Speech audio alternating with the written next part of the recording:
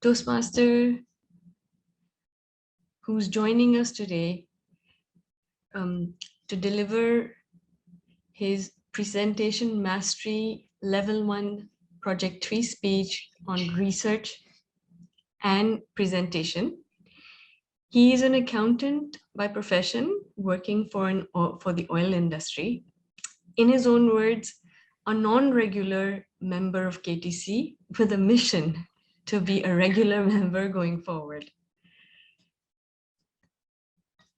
He's going to be evaluated today by Toastmaster Arusa Kaval. Toastmaster Arusa, over to you. Thank you so much, Toastmaster Hina.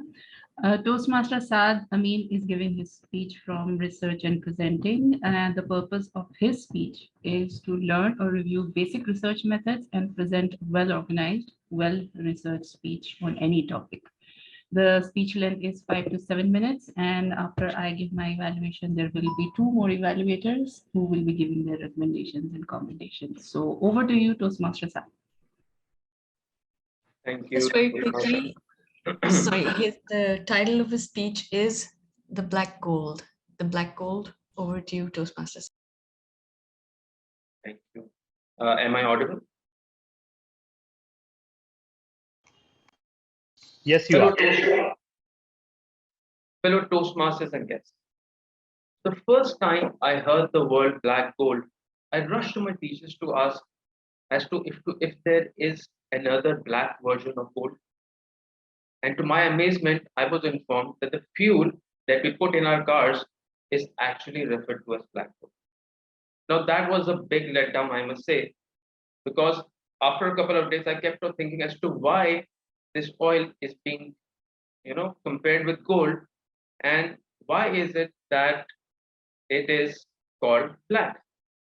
Because the fuel that we put in our cars is actually sort of pinkish in color. It was later that I found out that the crude oil is actually black in color, and the fuel that we put in the cars is actually a byproduct. However, the contrast with gold was something I couldn't understand. So, fellow Toastmasters and guests, let me take you through the journey of phases of oil from when it was first discovered to right now.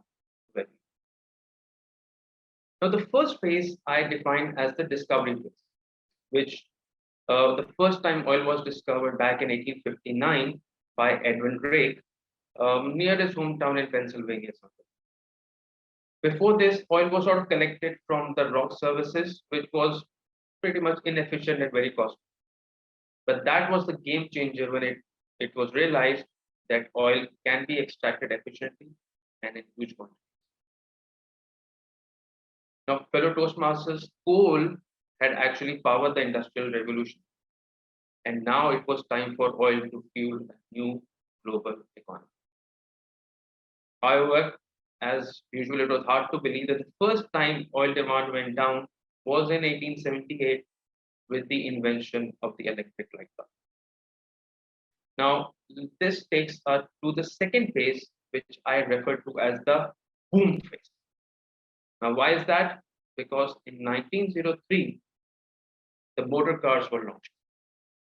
And gasoline, which was again a byproduct, totally transformed the oil industry, which was further supported by the aviation sector as well. Now, fuel demand, further rose in World War I, and fearing a shortage of oil, the US government encouraged the different companies to go abroad, including the Middle East, for exploration opportunities. So let's fast forward, to 1930s, and the Great Depression came.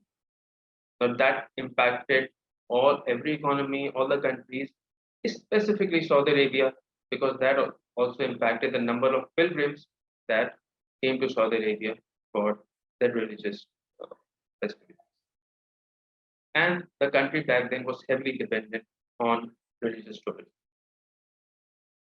It was back then that Saudi Arabia realized to commit to their production potential of oil, and in later 1930s, Saudi Arabia was the world's largest source of crude oil. Now, lots of money was put across the world into oil exploration, but this industry was marked by severe downturn and increasingly political implications. No other commodity, and I mean it, no other commodity has had such an impact on economic stability or national security.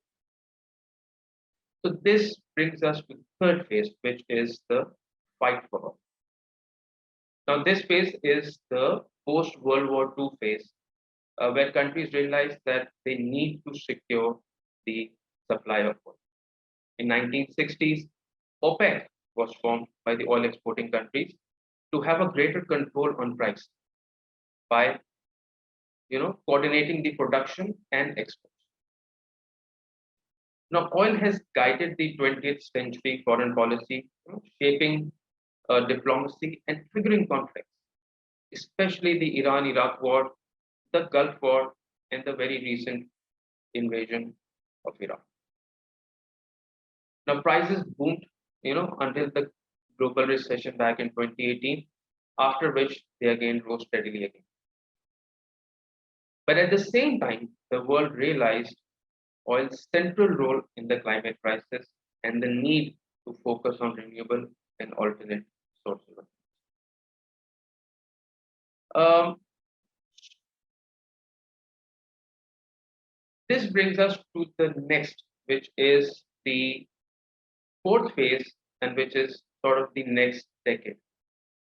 So, fellow Toastmasters and guests, as per the latest statistics, the total oil reserve as of now is around 1.6 trillion barrels.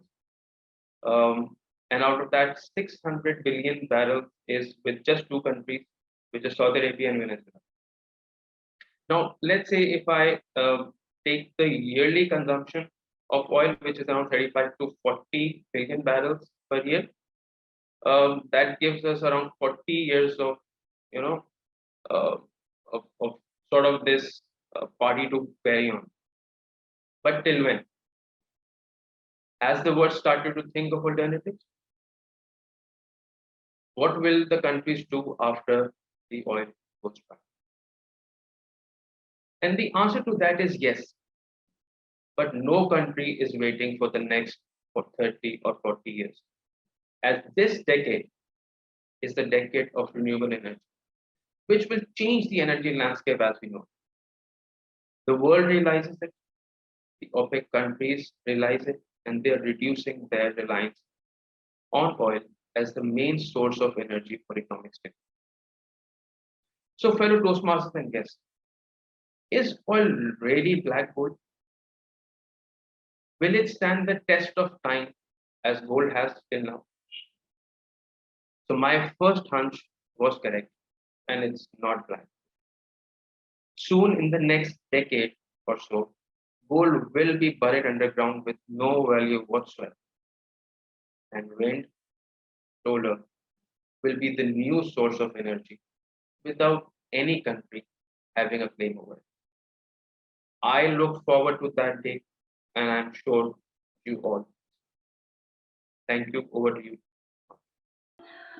Toastmaster Saad, that was a really well researched presentation, I must say. We got to hear about oil, black gold, from the beginning of time, from when it was discovered till now. What is the condition, what is the state, and obviously your point of view. What I really liked about your speech was how you put down the statistics, the years, the multiple years, and you broke them down into phases: phase one, phase two, phase three, pre-war, after war, pre-World War II, after World War II. So it was really well broken down in chunks, which was really understandable. Then you also concluded and looked at with your first presentation, like when you said black gold, and then you concluded on your concluding statement was also about black gold. So it was really well rounded. What you could have done better in your speech? When you said, now I'm going to tell us, take you on a journey, you did not need to really tell us, you are going to take us on a journey. You could have just started that you were going to tell us about this. Then, since you had so many statistics for us, maybe add slides. that would have really enhanced your speech, let's just say presentation. You would have had all the slides and you could just have spoken. Then one thing, I could not see you beyond this much. So this is where I could just see you. So maybe just adjust your cameras. That's about it from my end. And now I'd like to invite Toastmaster Talha for his round of recommendations. All right. Thank you so much, Toastmaster Rusa. In 1 minute and 32 seconds, we have pretty much covered every point there was to cover. I don't know what I will recommend Toastmaster Saad on. First of all, yeah. So anyhow, first of all, Toastmaster Saad, absolutely fantastic to see you back. And absolutely fantastic that you've hit the ground running. You've come up with a well-crafted speech that is thoroughly well prepared. If I am to nitpick, and I just mean that I am to nitpick, that at times you could have used some more vocal variety. That's pretty much it. When you were getting towards the end of your speech and you were getting to the dramatic part from the research-based part, maybe you could have used some more vocal variety. For example, you could have said that when you said that it's not black gold, so that was quite humorous, in fact, that I discovered that it was not black, and we are about to discover that it's not even gold. So you could have sold that joke quite well with more vocal variety. That's pretty much the only recommendation I can give you. That is not covered by Toastmaster rules already. So over to you, lead evaluate. Thank you so much, DTM Talha. For the next round of recommendations, I'd like to call Toastmaster Gulamka. Thank you very much, Toastmaster Rusa. So, thing which I really liked about your speech, Toastmaster Sadami, was the content. You structured your content very well. You started with that what is black gold, and you increased the curiosity, and you adequately explained us that why it is called a black gold. Then you went on telling us the history of this crude oil and what are their byproducts. And yes, exactly, we have never seen this petrol when we either it is in a slightly pink color or it's in a greenish color. So it depends upon what sort of a byproduct or what sort of petrol station you are at. So and how come we have seen that color? We in Pakistan, our petrol pumps can easily sell this in a bottle, and then from there onwards we have seen that what sort of a color it is. So overall, I would, and especially the last part, as to what is the future of this crude oil, the renewable energy, which is the hot topic these days, especially with the bankers and the state bank regulations which are coming here and there, and then we are being forced to invest and finance in this renewable energy. So I could relate to that. So hats off to you. The content was amazing, and I really liked your speech. Over to you, lead evaluator. Thank you so much, DTM Talha and DTM Ghulam Qadir. With that, our round of evaluations are complete. Over to you, Toastmaster.